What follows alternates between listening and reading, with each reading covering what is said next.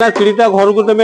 आसिल समवेदना जनइल से खुशी कथा किंतु ये जो राजनीतिर रोटी सेकुच आम गाँ टाक बदनाम करुच गाँ माने बायापुर गाँव बापा अमुक करदेला ये समूह करदेला सी सब ये करदेला यहाँ कहीं जानी ना तुम जो राजनीतिक रोटी सेकिया बंद कर पीड़िता परिवार जो मानसिक स्थिति अच्छी तार जो संतुलन अच्छी से जो परिस्थिति अच्छी जो राजनीतिक रोटी सेका जाऊँगी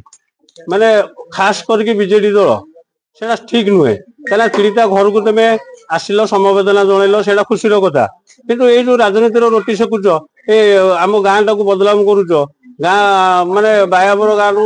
बापा अमुक करदेला ये समूह करदेला सी सब ये करदेला यहाँ कहीं जानी ना तुम जो राजनीतिक रोटी सेकिया बंद कर आ सरकार को बदनाम करिया बंद कर आमे को सरकार नुहे कि आमे को दल नुहे आमे हूँ गाँ लोक हिसाब से घर भाव बंधु बांधव हिसाब से आम कहूँ ये सब जिन बंद करा जाऊ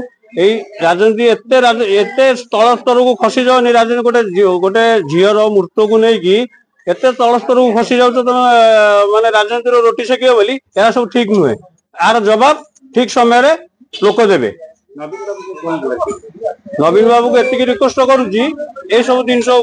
आप राजनीति न करी संवेदना जनातु पीड़िता परिवार केमती शांति से व्यवस्था करूँ किंतु एभलिया जो राजनीतिर रोटी सेकुछंती राजनीतिर रोटी सेकिले समय आसिले ओडिशावासी यार जवाब आपको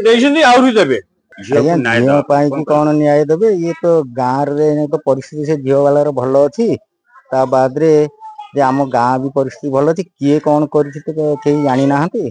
तो आखि आगे ये नवीन सरकार एक कथा कहले किए क्या बुझे कई सरकार कौन जगिकी रे आज्ञा राजनीति हेले कौन हम झील तो मरीगला आ ये राजनीति हेले कौन हम किंतु झीवर तो से कहीं जानी ना केमतिया कौन है बोली कौन प्रभाव पड़े ना गाँव पर सेमती प्रभाव किसी ना आज बीजेडी सरकार कौन बंद कर 6 घंटा बोले बंद को केमी देख ये बंद को केमी देख ना बंद तो